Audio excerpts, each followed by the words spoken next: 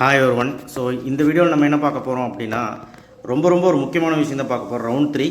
So கடைசி video round 3 மாணவர்கள் accept and join accept and அப்போர்டு யார் கொடுத்தீங்களோ அவங்களுக்கான வீடியோ தான். கொஞ்சம் எக்கோ அடிக்கும், கொஞ்சம் மன்னிச்சிடுங்க, நாய்ஸியாக இருக்கும்னு நினைக்கிறேன். ஏன்னா மைக் இல்லை, கொஞ்சம் வெளியே வந்திருக்கேன். So accept and join and accept and அப்போர்டு யார் கொடுத்தீங்களோ என்ன பண்ணணுங்கிறத நான் சொல்கிறேன். கண்டிப்பாக வந்து பார்த்திங்கன்னா 23ஆம் தேதியிலேருந்து 27ஆம் தேதிக்குள்ளே நீங்கள் போய் ரிப்போர்ட் பண்ணணும். எங்கே ஜாயின் பண்ணவங்க, அக்செப்ட் அண்ட் ஜாயின் கொடுத்தவங்க காலேஜுக்கு போய் ரிப்போர்ட் பண்ணணும்.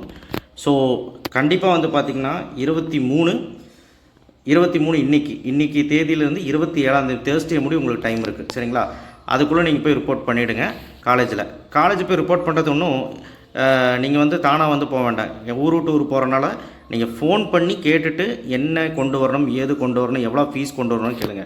7.5 ரிசர்வேஷனுக்கும் போஸ்ட் மெட்ரிக் ஸ்காலர்ஷிப்புக்கும் ஃபஸ்ட் கிராஜுவேஷனுக்கும் ஃபீஸ் காட்டாது. 7.5க்கு மட்டும் ஃப்ரீ. ஆனால் மீதி 2 பேர்த்துக்கும் ஃபீஸ் இருக்குது. எவ்வளோ ஃபீஸுன்னு ஃபோன் பண்ணி கேட்கணும். அதில் ஃபீஸ் காட்டாது. சரிங்களா?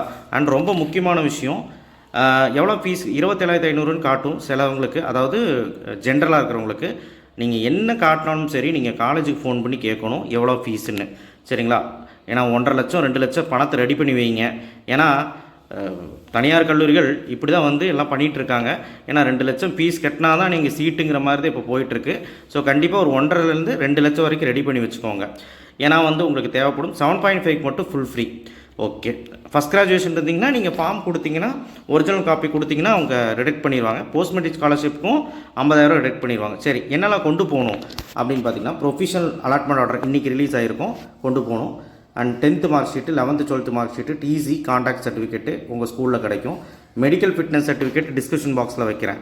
சரிங்களா? அது உங்கள் கவர்மெண்ட் டாக்டர்கிட்ட ஃபில் பண்ணி, சாதாரணமாக ஒரு ஃபார்மாலிட்டி தான், ஃபில் பண்ணி அதுக்கப்புறம் வந்து சீல் அடித்து உங்கள் டாக்டருக்கு வந்து கவர்மெண்ட் டாக்டர் வந்து கையெழுத்து போடணும், அட்டஸ்டேஷன். அதுக்கப்புறம் permanent community certificate, nativity certificate தேவைப்பட்டால், ஃபஸ்ட் கிராஜுவேஷன் சர்டிஃபிகேட்டு இருக்கிறவங்களுக்கு மட்டும் ஜாயின்ட் டிக்ளரேஷன் ஃபார்ம் அது கூட அட்டாச் பண்ணணும். ஜாயின்ட் டிக்ளரேஷன் ஃபார்மும் டிஸ்கிரிப்ஷன் பாக்ஸில் கொடுக்குறேன். அதையும் நீங்கள் நீங்களே ஃபில் பண்ணி நீங்கள் சைன் போட்டிங்கன்னா முடிஞ்சு. அதுக்கப்புறம் ஸ்ரீலங்கன் ரெஃப்யூஜி சர்டிஃபிகேட்டு தேவை இருந்தால், income certificate for SC SC ST ஆண்டு வருமானம் 2.5 லட்சத்துக்கு கீழே இருந்ததுன்னா மட்டும் SC ST eligible. SC SC ST அந்த ஃபீஸ் வேவர் எலிஜிபிள். ஸோ 50,000 வந்து உங்களுக்கு லெஸ் ஆகும். அவங்க வந்து இன்கம் சர்டிஃபிகேட் சப்மிட் பண்ணணும், வேறு யாருக்கும் கிடையாது. 4 காப்பி பாஸ்போர்ட் சைஸ் ஃபோட்டோ. சரிங்களா? இதெல்லாம் ரெடி பண்ணி கொண்டு போங்க. Okay, right. சரி, இப்போ காலேஜ் ஜாயின் பண்ணுறவங்களுக்கு டவுட் தீர்ந்துருக்கும். 5 நாளுக்குள்ளே போய் ரிப்போர்ட் பண்ணலாம், சீட்டு போயிடும். ஸோ எவ்வளோ பேர் ரிப்போர்ட் பண்ண போகிறாங்கன்னு தெரியல. ஏன்னா சார் 2வது ரவுண்டு மாணவர்களே 20லேருந்து 30% மாணவர்கள் ரிப்போர்ட் பண்ணலங்கிறத நிச்சயமான விஷயம். ஸோ இப்போ பார்க்கலாம். யாரெல்லாம் அப்போர்டு கொடுத்துருக்கீங்களோ, அக்செப்ட் அண்ட் அப்போர்டு கொடுத்துருக்கு, ரிப்போர்ட் டு டிஎஃப்சிக்கு போய் அருகாமையில் இருக்க டிஎஃப்சியில் போய் ரிப்போர்ட் பண்ணணும். 23லேருந்து 27க்குள்ளே போய் ரிப்போர்ட் பண்ணணும். அதாவது 5 நாளுக்குள்ளே போய் ரிப்போர்ட் பண்ணணும். டென்டேட்டிவ் அலாட்மெண்ட் ஆர்டர் இன்றைக்கி வந்திருக்கும். எல்லாமே 2 copy xerox. Accept and join கொடுத்தவங்களும் கல்லூரிக்கு போகிறக்கு முன்னாடி ஒரு 2 காப்பி 3 காப்பி ஜெராக்ஸ் எடுத்து வச்சுக்கோங்க. எல்லாமே சரியா? ஒரிஜினல் அங்கே ஒப்படைக்கணும், ஜெராக்ஸ் எடுத்து வச்சுக்கோங்க. அதே மாதிரி தான் டிஎஃப்சிக்கு போகிறவங்களும் ஜெராக்ஸ் எடுத்து வச்சுக்கோங்க. Tentative allotment order, 10th mark sheet, 11th 12th mark sheet, TC, permanent community certificate, அதுக்கப்புறம் வந்து நேட்டிவிட்டி சர்டிஃபிகேட் தேவை இருந்தால், ஓகேவா? First graduation certificate, joint declaration form நான் ஆல்ரெடி டிஸ்கிரிப்ஷன் பாக்ஸில் வைக்கிறேன்னு. இன்கம் சர்டிஃபிகேட், போஸ்ட் மெட்ரிக் ஸ்காலர்ஷிப்புக்கு இன்கம் சர்டிஃபிகேட்டு.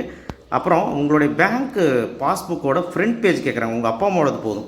ஏன்னா நீங்கள் இப்போ பணம் கட்டுறீங்க. டிஎஃப்சிக்கு எவ்வளோ பணம் கட்டணும் தெரியுமா? 30,000 ரூபா பணம் கட்டணும்.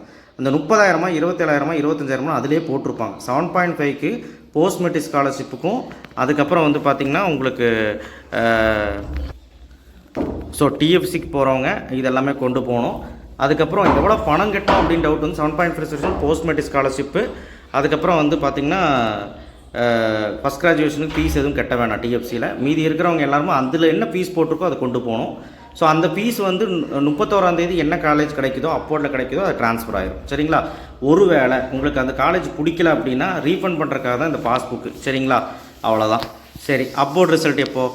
அப்போர்ட் ரிசல்ட் வந்து accept and upward, decline upward, not letter வந்தவங்க அப்போர்ட். இந்த 3வது கேட்டகரி கிடையாது. ஏன்னா 3rd ரவுண்டு கிடையாது. இந்த 3 பேர்த்துக்கும் அப்போர்ட் ரிசல்ட் 31ஆம் தேதி கிடைக்கும். ஸோ 31ஆம் தேதி வாய்ப்பு இருக்கான்னு கேட்டால் வாய்ப்பு இருக்குது. நாட் லெட்டர் வந்தவங்க மனம் தளர வேண்டாம்.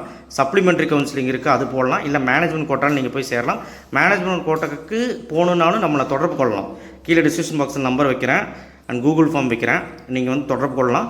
நாட் லெட்டர் வந்தவங்க மனம் தளர வேண்டாம். டிக்ளைன் அப்போர்டு கொடுக்குறவங்க ஒரு வேளை கிடைக்கலனா மேனேஜ்மெண்ட் கோட்டாவில் ட்ரை பண்ணுங்கள். அக்செப்ட் அண்ட் அப்போர்டு கொடுக்குறவங்க 31ஆம் தேதி வரைக்கும் வெயிட் பண்ணுங்கள், நல்ல ரிசல்ட் கிடைக்கும்.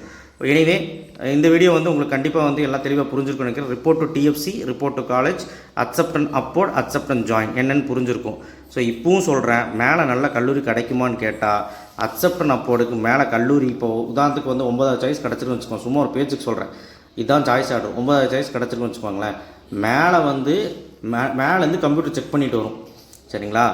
உங்களுக்கு கிடச்சா இந்த மேபி இந்த 9வது சாய்ஸ் கிடச்சிதுன்னா 7, ஒரு எக்ஸாம்பிளுக்கு சொல்கிறேன், 6, 7, 8 ஏதாவது ஒன்று கிடைக்கிறதுக்கு வாய்ப்பு இருக்குது, தவிர மேலே எல்லாம் கிடைக்காது. ஏதாவது வாய்ப்பு இருக்கும். ஓசியில் அலர்ட்டாக இருந்தால் வாய்ப்பு இருக்கும். உங்களுக்கு அலர்ட்டட் கம்யூனிட்டி டென்டேட்டிவ் அலாட்மெண்ட்டில் ஓசியில் அலர்ட்டாக இருந்தால் உங்களுக்கு ஏதாவது வாய்ப்பு இருக்கும். உங்கள் கம்யூனிட்டியில் அலர்ட்டாக இருந்தால் கொஞ்சம் வாய்ப்புகள் கம்மி தான். சரிங்களா? சரி, பார்க்கலாம். அப்போர்டு வந்து யாரெல்லாம் சீட்டு விட்டுட்டு போகிறாங்களோ நமக்கு தான். ஸோ அதனால் அப்போர்டு காத்துட்ருக்கிறவங்களுக்கு நல்ல ரிசல்ட் வரும், பயப்படாதீங்க. ஜாயின் பண்ணுறவங்க கண்டிப்பாக போய் காலேஜில் போய் ரிப்போர்ட் பண்ணுங்கள், உங்கள் சீட் ரத்தாயிரும்.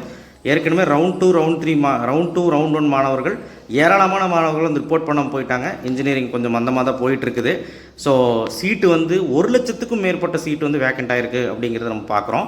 அண்ட் ரவுண்ட் 3 மாணவர்கள் எனக்கு தெரிஞ்சு ஒரு 45,000 பேர் ரிப்போர்ட் பண்ணுவோன்னு நினைக்கிறேன். எதாக இருந்தாலுமே நெக்ஸ்ட் வீடியோவில் வந்து பேசுகிறேன். அண்ட் இத்துடன் கவுன்சிலிங் முடியுது. ஸோ கண்டிப்பாக வந்து பார்த்தீங்கன்னா ரிப்போர்ட் பண்ணக்கூடியவும் பண்ணுங்கள். சப்ளிமெண்ட்ரி கவுன்சிலிங் பற்றி அப்டேட் வந்து நான் நெக்ஸ்ட் வீடியோவில் கொடுக்குறேன். தேங்க்யூ. ஷேர் பண்ணுங்கள், சப்ஸ்கிரைப் பண்ணுங்கள், மறக்காம பெல் ஐக்கனை ப்ரெஸ் பண்ணுங்கள். ஒரு சின்ன ஒரு அவசரம். ஸோ நெக்ஸ்ட் வீடியோவில் நம்ம தெளிவாக வந்து நம்ம வீட்டில் வந்து பேசுவோம், நம்ம ஸ்டுடியோவில் வந்து பேசுவோம். அண்ட் இப்போதைக்கு என்ன டவுட்டாக இருந்தாலுமே நீங்கள் கமெண்ட் பாக்ஸில் போடுங்க, நம்ம சொல்கிறோம். தேங்க்யூ.